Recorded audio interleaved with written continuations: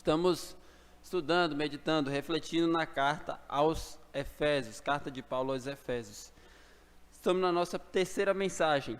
Começamos do verso 3 ao 14, o que nós chamamos de a doxologia. A doxologia, de tanto eu repetir, vocês vão aprender. Significa a adoração, a oração de adoração ao Senhor. E ele começa do versículo 3, falando bendito Deus e Pai, e segue até o versículo 14, fazendo esse ato de adoração. Essa adoração é bem cuidadosa com as palavras que menciona Pai, Filho e Espírito Santo na obra da salvação em suas atribuições distintas. Deus é um só, há um só Deus. Entretanto, Deus subsiste em três pessoas, Pai, Filho e Espírito Santo. E esse Deus opera em atribuições diferentes, sendo Pai, Filho e Espírito Santo, fazendo cada um uma atividade. Nós vimos na última mensagem que o Pai nos escolheu antes da fundação do mundo, nos predestinou para a salvação. Hoje nós vamos ver a obra do a obra do Filho. E tendo sempre isso em mente, quando Paulo escreveu aqui, ele queria relembrar o Evangelho e ao mesmo tempo motivar os irmãos à adoração. Quando a gente considera isso, também concluímos que o Evangelho não é a porta de entrada da salvação, mas é todo o caminho. Significa que todo cristão deve sempre relembrar do Evangelho. Nós nunca sabemos o suficiente. Paulo, em todas as suas cartas, fala sobre o Evangelho. E isso mostra para nós que o Evangelho é o nosso feijão com arroz, o alimento diário que devemos buscar constantemente. Então, começando a partir do versículo 6, nós lemos assim. Vamos ler do 6, só para contextualizar.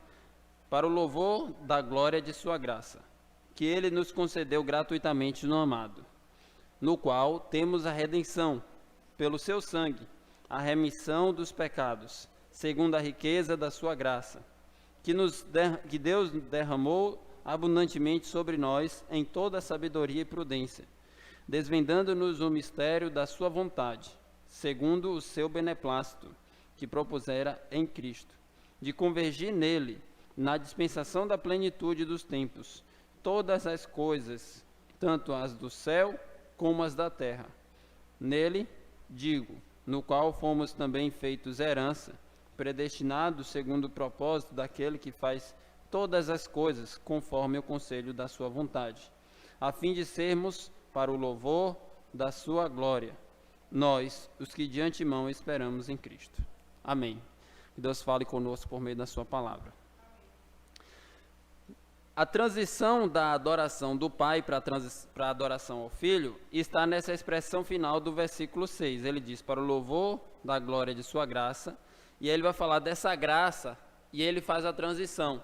A graça que ele nos concedeu gratuitamente no amado. E o amado, nós já vimos que é a pessoa de Jesus Cristo. Mateus 3, Deus fala no batismo, este é o meu filho amado em quem me comprazo. Mateus 17, este é o meu filho, a ele ouvi. Ou Colossenses 1, o filho do seu amor. E aqui nós vemos que esse amado, sendo Jesus, ele começa a falar sobre o amado. Então, que nos concedeu gratuitamente no amado, e ele vai falar agora sobre esse amado, no qual temos a redenção. Esse no qual temos a redenção, mostra que a nossa redenção é por meio de Jesus. Eu falei também, e vale a pena lembrar, que Paulo faz o que na nossa cultura se chama redundância, mas dentro da cultura bíblica, dentro do período bíblico, dentro do texto bíblico, é chamado de ênfase. Veja que ele diz no versículo 6, para o louvor da glória de sua graça, que ele nos concedeu gratuitamente. São três expressões que enfatizam a mesma coisa. Graça concedeu gratuitamente. Alguém da nossa cultura diria, para que tanta palavra para dizer a mesma coisa? Isso é uma ênfase forte para Paulo dizer, a salvação é gratuita. E ele diz que essa graça é no amado. Em outras palavras, a salvação é somente mediante Jesus Cristo. Isso está lá em João capítulo 14, versículo 6. Eu sou o caminho, a verdade e a vida. Ninguém vem ao Pai senão por mim. E também, 1 Timóteo diz que não há outro mediador entre Deus e os homens, senão Cristo Jesus, homem. E agora ele vai falar sobre a obra do amado, que é a pessoa do Filho. versículo 7 ele diz, no qual temos a redenção. Redenção, isso é um tema importantíssimo na Bíblia, é o ato de comprar um escravo. Então, essa redenção significa que nós éramos escravos do pecado e Deus nos comprou. Nós fomos redimidos, nós fomos comprados. E qual foi o preço dessa redenção? Se nós fomos comprados, tem um preço, tem um custo. O preço, ele diz, no qual temos a redenção pelo seu sangue. Essa redenção é apontada tipologicamente lá no Antigo Testamento. Não sei se você se lembra, eu até falei isso hoje pela manhã. No evento da Páscoa, Deus comprou o povo de Israel que era escravo no Egito. E para Deus redimir esse povo, para Deus comprar esse povo escravo, ele pagou o sangue do cordeiro, que cada israelita tinha que sacrificar o cordeiro e passar na porta do povo de Israel. E dessa forma Deus resgatou para si o povo, trazendo agora para si o povo de Israel, e agora o povo de Israel é chamado de seu servo. Inclusive, quando Deus vai dar os 10 mandamentos, Deus faz a explicação, a justificativa sobre os 10 mandamentos, dizendo, eu sou o Senhor teu Deus que te tirou da terra do Egito. Por isso, vocês vão seguir as minhas leis, por isso, vocês vão servir a mim com obediência. Então, o fundamento da obediência a Deus é o fato que ele comprou o povo de Israel, e aqui no nosso texto, especificamente sobre nós, éramos escravos do pecado e Deus nos comprou. E por isso, nós agora não fazemos mais a vontade do pecado, nem a nossa própria vontade, mas nós fazemos a vontade daquele que nos comprou. Se ele nos comprou, nós pertencemos a quem? A ele. E por isso, o texto diz, no qual temos a redenção, pelo seu sangue. Aqui não é o único lugar que fala que Jesus pagou o seu sangue para nos comprar. Atos 20 e 28 também diz isso.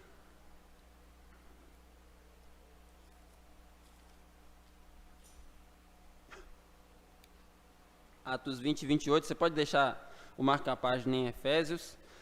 Vamos lá para Atos 20, verso 28.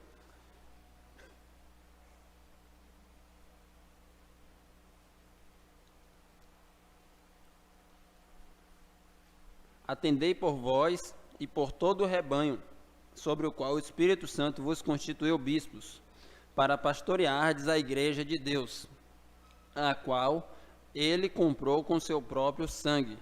Então, qual foi o preço que Deus pagou pela igreja? Seu sangue. Qual foi o preço que Deus pagou por mim e por você? O seu sangue.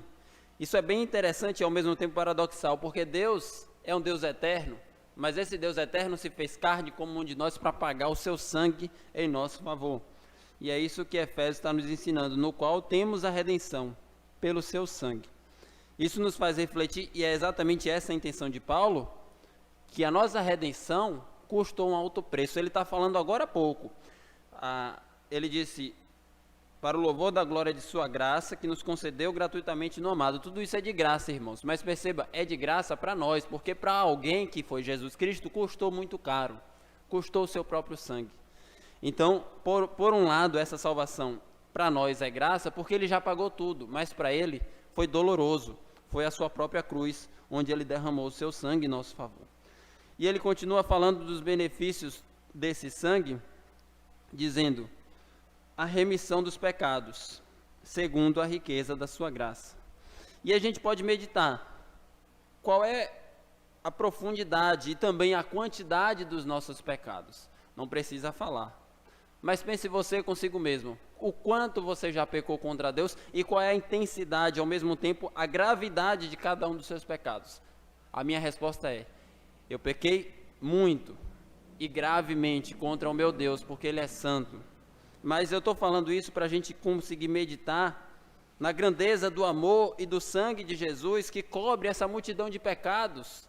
Para a gente conseguir enxergar isso, essa remissão de pecados não foi qualquer ato simplório, mas é um ato extremo de amor, onde Ele pagou toda a nossa condenação na cruz. Quando a gente reflete a condenação que nós merecíamos, então a gente consegue contemplar um pouco mais do amor de Deus.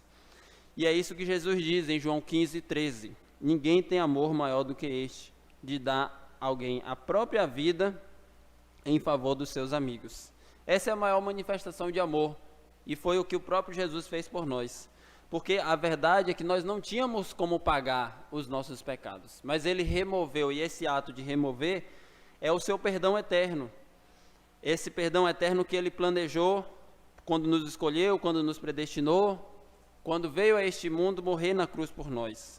Em Jeremias 31, verso 34, fala sobre esse perdão. Jeremias 31, verso 34.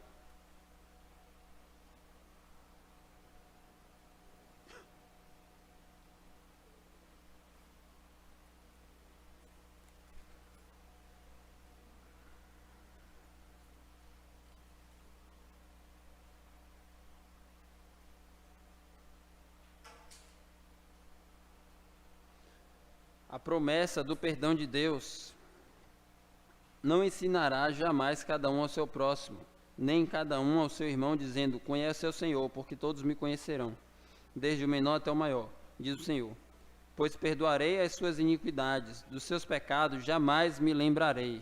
Aqui está a promessa da nova aliança, texto, inclusive, que nós lemos todas as ocasiões da ceia. Este é o meu sangue da nova aliança. Jeremias está fazendo a profecia da nova aliança. Essa profecia se aplica em parte em nós. E aqui está a promessa: pois perdoarei as suas iniquidades e dos seus pecados jamais me lembrarei. Então eu lanço uma pergunta para vocês: sendo Deus justo, Deus santo, que não varre a sujeira debaixo do tapete, como ele pode simplesmente perdoar os nossos pecados? Os pecados precisam ser pagos. E aí então que surge o sangue de Jesus. O pecado foi pago pelo próprio Deus. O seu Filho amado morreu na cruz por nós. E é isso que Paulo está nos ensinando. Efésios 1:7, no qual temos a redenção pelo seu sangue, a remissão dos pecados, segundo a riqueza da sua graça. E essa remissão dos pecados também é mencionada lá em 1 João 1:9, quando ele diz: se confessarmos nossos pecados, ele é fiel e justo para nos perdoar e nos purificar de toda injustiça. A realidade é que Deus, em sua infinita graça e misericórdia, nos perdoa, não porque nós merecemos. Eu estou falando isso para que você se lembre nos momentos que você sinta e pense que você não merece o amor de Deus. E a realidade é essa mesma: nós não merecemos. Mas Ele não nos ama por nosso merecimento. É com base na sua infinita graça e misericórdia. É com base na expressão de Paulo aqui, segundo a riqueza da sua graça. E Ele nos ama, não porque nós fizemos algo ou deixamos de fazer. Nos dias que merecemos menos, Ele não nos ama menos. Nos dias que, entre aspas, muitas aspas, merecemos mais, nós nunca merecemos mais. Ele não nos ama mais, porque o seu amor não é oscilante de acordo com o nosso comportamento ou com o que nós fazemos e deixamos de fazer. O seu amor é baseado no seu plano eterno. E ele manifestou isso em ter dado o seu Filho amado Jesus Cristo. Mas Deus prova o seu amor para conosco pelo fato de ter Cristo morrido por nós, sendo nós ainda pecadores. E aqui está a gloriosa mensagem do Evangelho. Paulo resume ou condensa isso nessa expressão: a riqueza da sua graça. Qual é a riqueza de Deus? É imensa, Ele possui todas as coisas, e o seu caráter abundante em graça, Ele transborda essa salvação em nós. Se você fizer um exercício, conte em Efésios 1 e 2, quantas vezes ele menciona expressões que comunicam a graça. Então ele vai dizer: concedeu gratuitamente no amado, pelo louvor da sua graça, riqueza da sua graça, e ele fala diversas vezes sobre isso. A grande ênfase de Paulo aqui é essa salvação, que para nós é obtida por graça, mas para Jesus custou o seu próprio sangue. E no versículo 8, ele ainda continua enfatizando isso. Ele diz que Deus derramou abundantemente sobre nós, em toda a sabedoria e prudência. A ideia de derramar é a ideia que Deus nos deu, Deus colocou sobre nós. Não foi algo que nós, por força, conseguimos conquistar, mas Deus derramou sobre nós essa graça, essa salvação. E o que foi que Deus derramou? Essa redenção, essa remissão dos pecados. E é bem interessante que ele vincula a redenção e a remissão dos pecados ao sangue. Não existe redenção, não existe remissão dos pecados sem sangue. Esse é um ensino que está lá do início da Bíblia até o final. Eu posso citar, por exemplo, em Gênesis capítulo 2, quando diz no versículo 17: mas da árvore do conhecimento do bem e do mal não comerás, porque no dia em que dela comeres, certamente morrerás. Ou seja, pecado traz como resultado a morte, a separação de Deus, o sangue, derramamento de sangue. E tem um texto que vocês conhecem, Romanos 6,36, porque o salário do pecado é mas o dom gratuito de Deus é a vida. Então, o salário é o pagamento. Quem trabalha merece o seu salário. Quem comete o pecado merece o seu salário, que é a morte. É isso que Paulo está falando. O pagamento do pecado é a morte.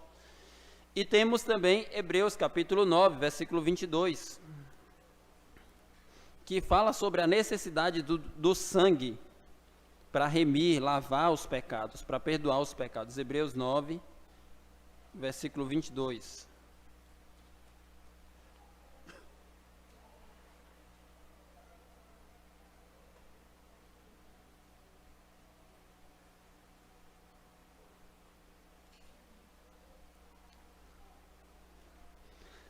Hebreus 9, 22. Com efeito, quase todas as coisas, segundo a lei, se purificam com sangue, e sem derramamento de sangue não há remissão. Então é necessário derramamento de sangue. Se você considerar, por exemplo, como era o culto no Antigo Testamento, derramamento de sangue era sacrifício de animal. Você levava um cordeiro para o templo, sacrificava, aquilo era o culto. Aí você pode se questionar, por que um culto dessa forma? É porque aquilo era um ato que apontava para o sacrifício de Jesus. Está mostrando que para nós termos um relacionamento com Deus é necessário derramar sangue. Só que nenhum dos pecados foram pagos por meio do derramamento de sangue de animais. O próprio autor aos Hebreus diz isso para nós. É necessário um sangue eterno, verdadeiro, limpo e purificado. Por isso Jesus, de uma vez por todas, derramou o seu sangue por nós. Então, para haver remissão de pecados, é necessário derramamento de sangue. É isso que Paulo está nos ensinando. Voltamos agora para Efésios 1. Efésios 1, recapitulando o verso 7 em diante, no qual temos a redenção pelo seu sangue, a remissão dos pecados, segundo a riqueza da sua graça, que Deus derramou abundantemente sobre nós, em toda a sabedoria e prudência, desvendando-nos o mistério da sua vontade, segundo o seu beneplácito que propusera em Cristo. Então aqui ele fala que Deus nos derramou abundantemente. Não sei se você percebeu, mas ele usou uma expressão parecida quando ele diz, segundo a riqueza da sua graça, e agora ele diz que derramou abundantemente. Tudo isso é repetição e uma forma de ênfase sobre nós, em toda a sabedoria e prudência. Essa sabedoria e prudência significa que o evangelho que é derramado a nós nos faz caminhar com sensatez na direção da vontade de Deus. Então nós ponderamos, sempre consideramos qual é a vontade de Deus para fazer tudo aquilo que pensamos. E no verso 9 ele diz, desvendando-nos o mistério da sua vontade. Hoje em dia a palavra mistério é muito distorcida. As pessoas falam de mistério o tempo todo, falando de coisas místicas, mas na Bíblia, especialmente no Novo Testamento, mistério é a verdade oculta no Antigo Tempo, ou no Antigo Testamento, que foi revelada. A gente vai ver alguns textos que mostram isso. E essa verdade não é qualquer verdade, é o Evangelho. É a salvação que Deus abriu para todos os povos e nações por meio de Jesus Cristo. Colossenses capítulo 1, versículo 26.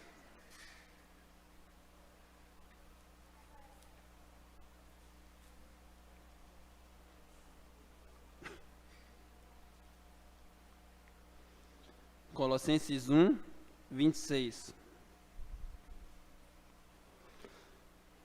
Muitos judeus pensavam que a salvação era restrita somente aos hebreus, aos judeus, que era por meio da lei, cumprindo toda a lei, dessa forma, obtendo a salvação. E por meio do Evangelho, por meio do sangue de Jesus, Deus revelou que esse sangue pode salvar gente, povos, pessoas de todas as tribos, línguas e nações. E a gente vai compreender um pouco mais o que é que significa mistério à luz do Novo Testamento. Colossenses 1, 26.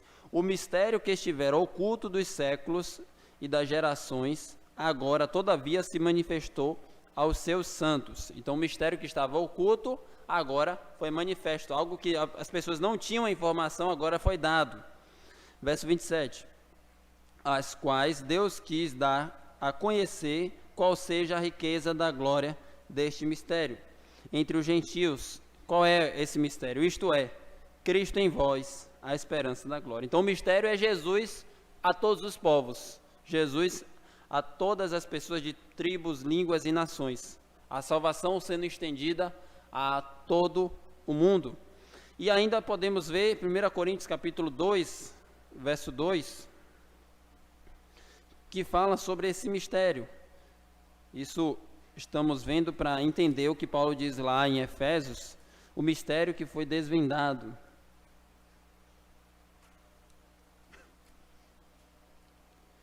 1 Coríntios capítulo 2, verso 2.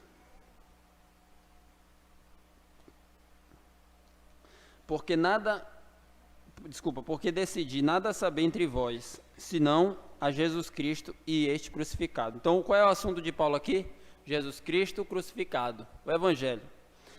E eu em fraqueza, temor e grande tremor que estive entre vós. A minha palavra e a minha pregação não consistiram em linguagem persuasiva de sabedoria, mas em demonstração do Espírito e de poder, para que a vossa fé não se apoiasse em sabedoria humana, e sim no poder de Deus. Qual é esse poder de Deus? O Evangelho, Cristo crucificado. Entretanto, expomos sabedoria entre os experimentados, não, porém, a sabedoria deste século, nem a dos poderosos dessa época, que se reduzem a nada. Mas falamos a sabedoria de Deus em mistério, outrora oculta, a qual Deus pré-ordenou desde a eternidade para a nossa glória. Então, qual é esse mistério que outrora estava oculto? Cristo crucificado. Sabedoria é essa que nenhum dos poderosos desse século conheceu, porque se a tivessem conhecido, jamais teriam crucificado o Senhor da glória. E aqui vem um texto que é muito distorcido atualmente, mas, como está escrito, nem os olhos viram, nem os ouvidos ouviram, nem jamais penetrou em coração humano o que Deus tem preparado para aqueles que o amam. Essas pessoas pegam o texto, esse versículo 9, e dizem e fazem aplicação dizendo que é o céu. Olha, você não sabe, jamais considerou o que Deus tem preparado, e aqui está falando do céu. Mas o texto, hora nenhuma, está falando do céu. O texto está falando do Evangelho, não está falando do futuro, está falando do presente. Ele está citando uma profecia no passado que foi concretizada. E o que é isso que nem os olhos viram, ouvidos ouviram, jamais penetrou o coração humano, que Deus tem preparado para aqueles que o amam? Cristo crucificado, esse é o tema dele desde o início. E ele diz, mas Deus nulo revelou pelo Espírito, porque o Espírito a todas as coisas perscruta, até mesmo as profundezas de Deus. E aí ele continua falando o texto, inclusive, que nós hoje pela manhã lemos sobre a iluminação do Espírito Santo. O assunto de Paulo aqui é o mistério que estava oculto e foi revelado. Que mistério é esse? O Evangelho, Jesus crucificado, que é salvação a todos os povos. E por isso nós agora voltamos para Efésios, capítulo 1. Efésios 1, 9. Desvendando-nos o mistério da sua vontade. Olha como entra em perfeito acordo com Colossenses e 1 Coríntios. Desvendar o mistério. Qual é esse mistério? O Evangelho é o assunto que ele está tratando. O seu sangue, a redenção, a remissão dos pecados. Desvendando-nos o mistério da sua vontade. Por meio do sangue de Jesus, a vontade de Deus é que pessoas de todos os povos, línguas e nações adorem Jesus, segundo o seu beneplácito que propusera em Cristo. Mais uma vez, essa expressão, segundo o seu beneplácito, é segundo o seu querer, segundo o seu arbítrio, segundo a sua vontade, segundo Deus mesmo. O critério que Deus usou é a sua própria vontade, que ele propôs fazer através de Jesus. E qual é esse beneplácito, essa vontade de Deus? Isso aqui é maravilhoso. O versículo 10 diz para nós, de fazer convergir nele, na dispensação da plenitude dos tempos, todas as coisas, tanto as do céu como as da terra. Essa expressão de fazer convergir nele mostra, por exemplo, como um funil. Você pega um funil, aí toda a água converge em um ponto, não é isso? Então é como Deus faz toda a história. Lembrar, a história é a história escrita pelo dedo de Deus. É a história que Deus planejou. E todas as coisas convergem em Jesus Cristo, nele. nele, na dispensação da plenitude dos tempos. Isso é dito não somente aqui, mas é dito também lá em Colossenses, capítulo 1,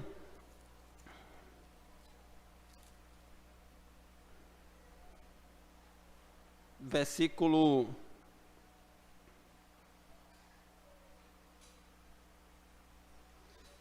Vamos ler do 13, Colossenses 1,13. Ele nos libertou do império das trevas e nos transportou para o reino do Filho do seu amor, no qual temos a redenção. Olha que expressão muito parecida. A remissão dos pecados. Este é a imagem do Deus invisível, o primogênito de toda a criação. Quem é esse? Jesus. Pois nele, em Jesus, foram criadas todas as coisas nos céus e sobre a terra, as visíveis, as invisíveis, sejam tronos, sejam soberanias, quer principados, quer potestades. Tudo foi criado por meio dele e para ele. É essa a ideia de fazer convergir nele todas as coisas. Ele é antes de todas as coisas e nele tudo subsiste. Ele é o cabeça da igreja, é o princípio, o primogênito dentre os mortos, para em todas as coisas ter a primazia. Porque aprove a Deus que nele residisse toda a plenitude. Que Paulo está nos ensinando, tanto em Efésios como em Colossenses, é que o alvo de Deus em toda a história é exaltar seu Filho, Jesus Cristo. O centro de tudo é Jesus. Ele construiu tudo, fez todo o plano para fazer convergir nele todas as coisas. Nele quem? Jesus. Portanto, a minha história, a sua história não é minha nem sua, é dele. É tudo para ele. Ou a expressão de Colossenses, todas as coisas foram criadas por meio dele, e todas as coisas são sustentadas por meio dele, e tudo aponta para ele. Tudo é sobre Jesus Cristo, é isso que Paulo está nos ensinando. A gloriosa mensagem da salvação, o glorioso evangelho, tem como um propósito convergir em Jesus todas as coisas. Tudo é por ele, porque dele, por ele, para ele são todas as coisas. A ele, pois, a glória eternamente. Amém. E ele usa outra expressão também importantíssima. Ele diz lá em Efésios 1, verso 10, de fazer convergir nele, na dispensação da plenitude dos tempos. Ele usa essa mesma expressão em Gálatas 4:4. Na plenitude dos tempos, Deus enviou seu Filho, nascido de mulher, sob a lei. Essa expressão pode passar para nós desapercebido, como sem importância. Mas o que é que ela significa? A plenitude dos tempos. Significa o tempo oportuno, o tempo cheio, o tempo completo, o momento exato. Imagine que você coloca um despertador e ele toca. Chegou a hora é agora. O que Paulo está dizendo, ele ensinou isso não apenas aqui, mas em Gálatas 4:4 também, que Jesus nasceu na plenitude dos tempos, é que Jesus nasceu no exato momento que o despertador de Deus tocou. Despertador, eu estou dizendo, Deus disse, agora é o momento perfeito para Jesus vir ao mundo. E a gente pode não entender muito bem, mas vale a pena lembrar alguns elementos históricos para a gente compreender o que Paulo quer dizer com plenitude dos tempos. Por exemplo, quando você lê a Bíblia, você vê que os judeus foram dispersos algumas vezes pelo mundo antigo, no exílio da Babilônia e outros exílios que eles foram espalhados. Nessas ocasiões que eles foram espalhados, eles levaram consigo a sua religião, a sua lei, a sua expectativa que Deus enviaria um Salvador para o mundo. Por isso, muitos povos ouviram falar sobre essa esperança dos judeus que Deus enviaria um Salvador ao mundo. Além disso, na ocasião que Jesus nasceu, como Paulo diz, a plenitude dos tempos, o melhor tempo, o tempo oportuno, também foi a ocasião onde o Império Romano dominava. E com esse Império Romano, existiram estradas romanas para fazer os transportes, e essas estradas romanas eram as melhores da sua época. Além disso, também tinha muita segurança para transitar dentro do Império Romano. Isso implica em que, quando o Evangelho chegou aos povos, eles já ouviram falar da esperança dos judeus de um Messias, e essas estradas facilitavam por meio do seu bom estado na época, e também da segurança que o Império Romano trazia para que o Evangelho se expandisse. Além disso, devo lembrar também, ou trazer informação, sobre o que é chamado da helenização do mundo. O que é isso? Simplificando aqui as coisas. Antes do Império Romano, houve um império. Que império foi esse? O Império Grego. E o Império Grego trouxe para o mundo a sua língua, chamada língua universal, o grego. É inclusive o grego que nós temos na Bíblia, né? Com isso, se tornou mais de fácil acesso às pessoas se comunicarem, porque existia uma língua universal. Por exemplo, hoje, qual é a língua universal hoje? O inglês. Se você quer fazer uma comunicação internacional, você tem que ir para o inglês. Aí o chinês, o russo vai comunicar com o brasileiro, tem uma ponte, um meio campo, que é a língua universal. E essa língua universal ajuda em quê? Exatamente na comunicação do Evangelho. Uma evidência disso é que o Novo Testamento foi escrito em grego, para ser popularizado, para ser espalhado. Inclusive, muitas das igrejas foram localizadas em regiões onde o pessoal falava o grego, como Corinto, como Éfeso, etc. E as pessoas estavam acostumadas com a língua grega. E um último elemento que eu posso mencionar também é o fato de, antes da chegada de Jesus, muito foi espalhado as ideias de Platão. E Platão tinha uma ideia do mundo das ideias, que é um mundo imaterial, um mundo invisível. E com isso, quando chegou a mensagem do Evangelho de um mundo transcendente, espiritual, um mundo para além da matéria, as pessoas já estavam um pouco mais familiarizadas. Estou falando tudo isso para dizer que Deus preparou todo o terreno, todo o ambiente para a chegada de Jesus. Não foi ao acaso. Ele não nasceu simplesmente porque nasceu e pronto. Deus preparou todos os elementos e ele nasceu exatamente no tempo perfeito. E é isso quando Paulo diz em Gálatas 4:4 e também aqui em Efésios 1, a plenitude dos tempos. Efésios 1:10. De fazer convergir nele, na dispensação da plenitude dos tempos, todas as coisas, tanto as do céu como as da terra.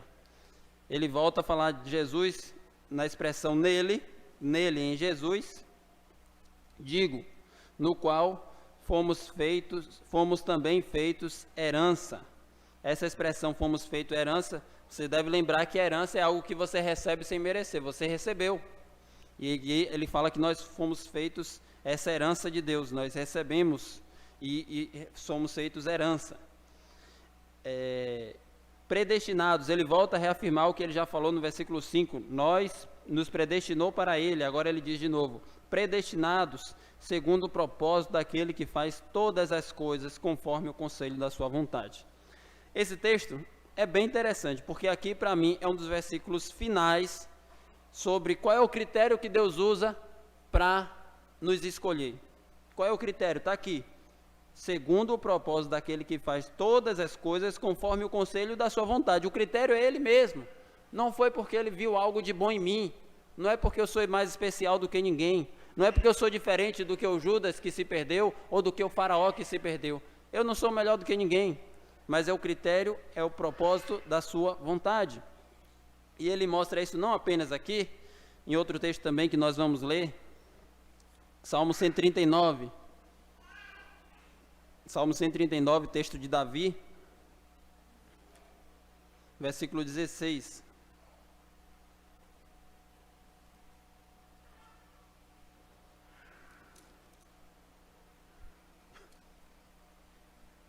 Desculpa, é isso mesmo, Salmo 139, versículo 16. O que é que significa esse ato que Paulo está falando lá em Efésios, né? Deus nos predestinou.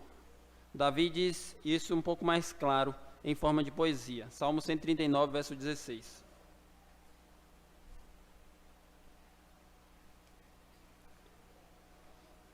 Os teus olhos me viram a substância ainda informe, e no teu livro foram escritos todos os meus dias, cada um deles escrito e determinado, quando nenhum deles ainda havia. Quando foi que Deus escreveu a nossa história? Quando nenhum dia ainda havia. Deus escreveu quando a gente ainda nem existia. Isso significa o ato de Deus ter nos predestinado. Deus escreveu a nossa história. E Deus faz todas as coisas, Paulo diz isso muito claramente, segundo o conselho da sua vontade. Ele consulta a quem para dizer como ele deve fazer? A sua própria vontade, ele consulta a si mesmo. Ele não consulta ninguém, porque ninguém é mais sábio do que Deus. Ele consulta o seu próprio conselho. A gente pode ver isso também lá em Isaías, capítulo 46.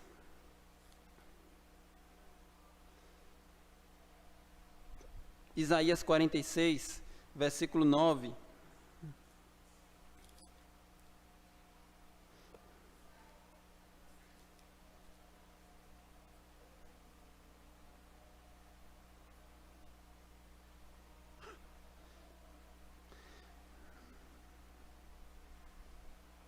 Isaías 46, 9.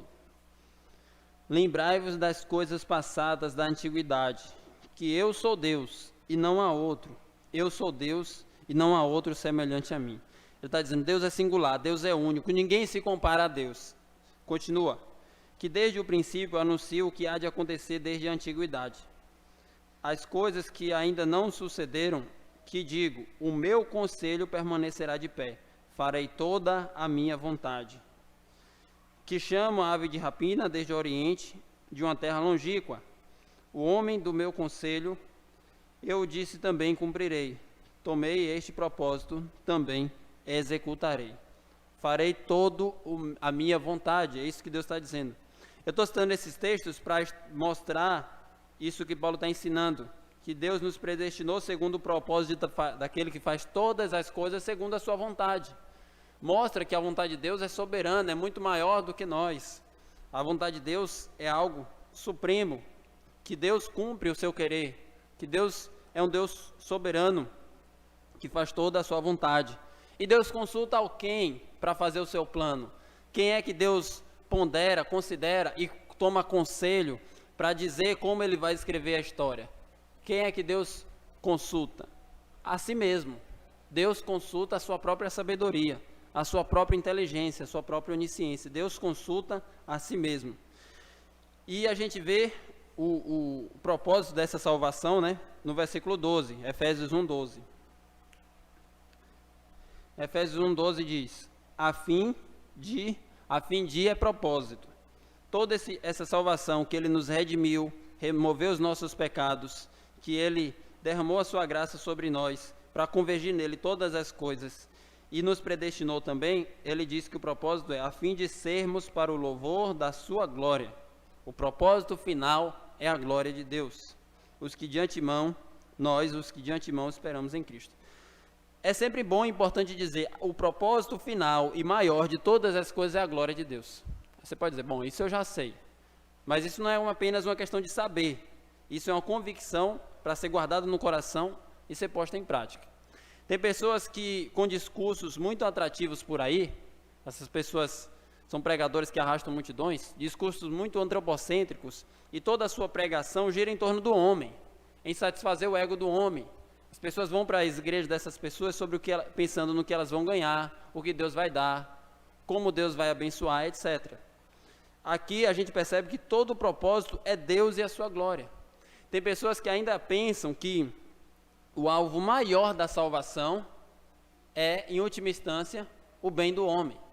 Eu quero dizer que, claro que Deus faz o bem ao homem, claro que Deus salva o homem do inferno, claro que Deus ama o homem, eu falei disso a mensagem toda, mas o alvo maior, acima de todas as coisas, é a glória de Deus. Porque Deus ama, acima de todas as coisas, a sua própria glória. E ele diz, a fim de sermos para o louvor da sua glória. Isso está aqui, isso está em Colossenses, que a gente já leu, isso está em Romanos 11:36, que eu já citei, porque dele, por ele, para ele são todas as coisas. Esse é um ensino que vale sempre a pena ser lembrado. Todas as coisas são para a glória de Deus. Significa que a nossa salvação tem como objetivo exaltar Jesus.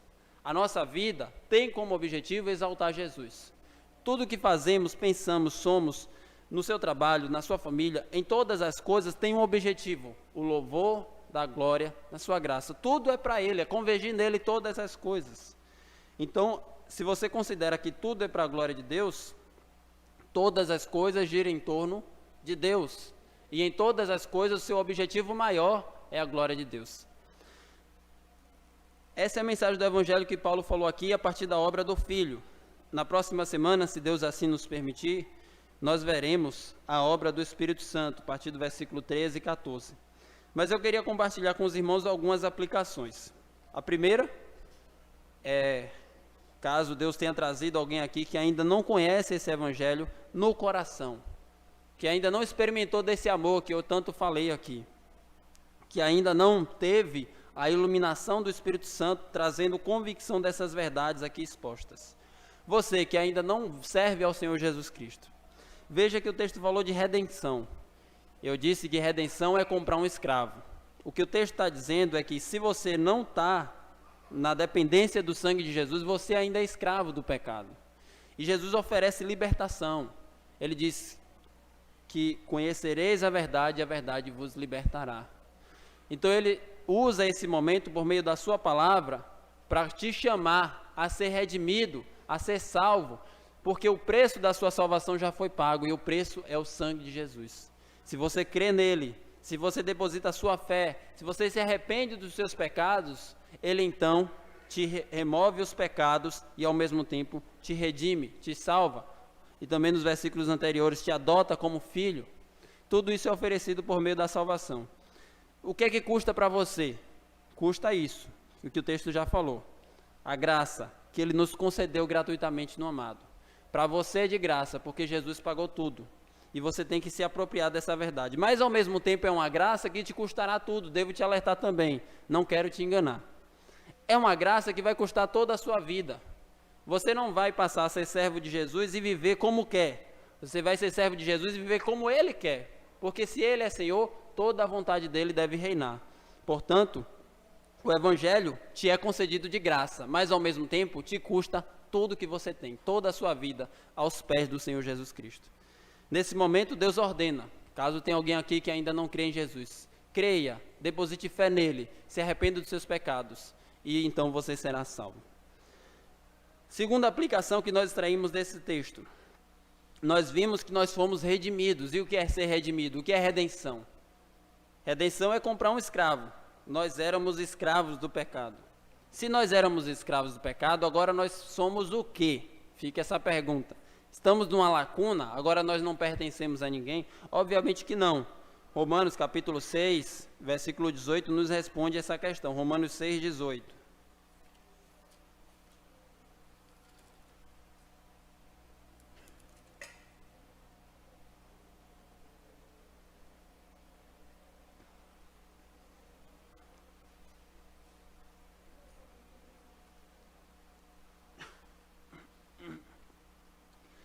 Romanos 6, 18.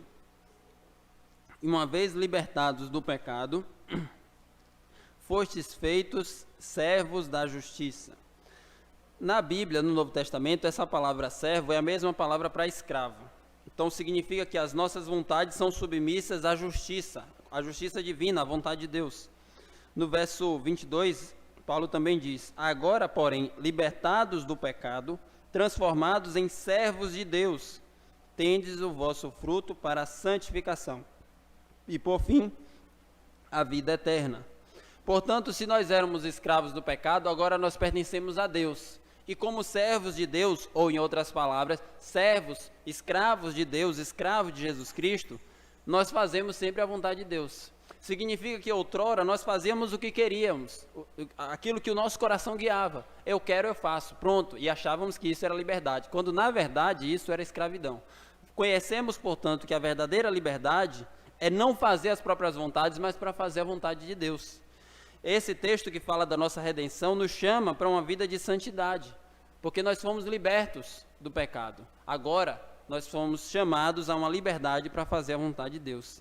E essa libertação, esse ato de nós sermos livres, nos chama a essa responsabilidade de uma liberdade que faz sempre, ou pende sempre, inclina-se sempre para fazer a vontade do Senhor. Portanto, nós não somos mais escravos do pecado, nós somos servos de Deus. Essa é a nossa identidade. Nós somos redimidos, lavados, remidos. Os nossos pecados foram lavados pelo sangue de Jesus. Por fim, nossa última aplicação e a principal intenção do texto. Eu falei lá no início qual era a intenção do texto. Vamos ver quem de você lembra. Qual era a intenção do texto? Quando Paulo escreveu Efésios, qual era a intenção dele? Eu disse lá na primeira palavra de Efésios 1:3, bendito. A intenção de Paulo é estimular a adoração. Ou a outra palavra que eu usei foi doxologia. A intenção de Paulo é promover a adoração, é provocar a adoração. E como é que se promove a adoração? Por exemplo, nós viemos a este culto. Como é que se adora a Deus? É o que Paulo está fazendo aqui. por meio da obra de Deus. Quando nós meditamos em quem Deus é e o que Deus faz, nós temos o coração mergulhado no amor de Deus, na sua obra, na sua grandeza, e então nós devolvemos a Deus o que lhe é digno, a sua adoração. Então, a adoração é um resultado da meditação na obra de Deus. A adoração não é no vazio, a adoração não é algo no vácuo, sem motivo. A adoração é uma resposta a tudo que Deus fez. É bendito Deus em Pai por toda essa obra do Evangelho, e aí ele fala do Filho e do Espírito Santo também. Portanto, devemos meditar no Evangelho, esse Evangelho que nos salvou. Se você considerar que Deus nos escolheu antes da fundação do mundo, qual o critério? Em mim nada, em você também nenhum, mas em Deus e na sua própria vontade. Que Deus escolheu nos amar, mas ainda assim que Ele tenha planejado, faltava alguma coisa. Faltava o quê? O preço ser pago. E Ele veio a este mundo pagar o preço. Custou um preço muito caro. Ele viveu como eu e como você, sendo tentado em todas as coisas, porém sem pecado, como diz o autor de Hebreus. E ainda assim, uma vida perfeita, Ele ofereceu no altar de Deus, na cruz, para ser o sacrifício pelos nossos pecados. E a gente deve sempre, meus irmãos, meditar nesse Evangelho. A ocasião oportuna é sempre a ocasião da ceia. Mas eu acredito que o cristão deve sempre se lembrar do Evangelho, como uma aplicação pessoal, não apenas como um meio de evangelismo para os outros, mas como uma reflexão do que Deus fez em seu amor por nós. Se você considerar, durante toda a eternidade, o que você fará? Vai adorar a Deus. Com base em quê? Com base no sangue de Jesus, com base na obra do Evangelho. Toda a eternidade nós meditaremos na profundeza desse Evangelho. A verdade é que nós podemos pensar, refletir, meditar cada vez mais, mas esse Evangelho é um oceano muito profundo, que a gente não consegue jamais esgotar a sua grandeza. Jesus morreu pelos nossos pecados. Essa é uma verdade imensamente profunda. Medite dia após dia, dia após dia. Jesus nos ama, morreu pelos nossos pecados, e é por isso que nós temos vida, é por isso que nós estamos aqui. Eu nem você jamais conseguiríamos pagar o preço, passaríamos toda a eternidade suportando a ira de Deus, porque nossos pecados são terríveis contra um Deus santo, mas Ele em si mesmo levou a nossa condenação. Olha que obra maravilhosa. Nós não tínhamos condições de pagar, meus irmãos, mas Ele pagou. Como Jesus disse lá no Getsêmani: afasta de mim esse cálice. Mas o cálice não foi afastado. Ele bebeu cada gota da ira de Deus. E na cruz ele clamou, suportando a ira de Deus sobre si: Deus meu, por que me desamparaste? O Pai desamparou o Filho porque naquele momento ele estava punindo o seu próprio Filho pelos nossos pecados. Texto que eu citei hoje pela manhã, mas não li. Agora eu desejo ler com os irmãos, Isaías 53. É um dos pontos mais altos da Bíblia. Isaías 53, verso 4.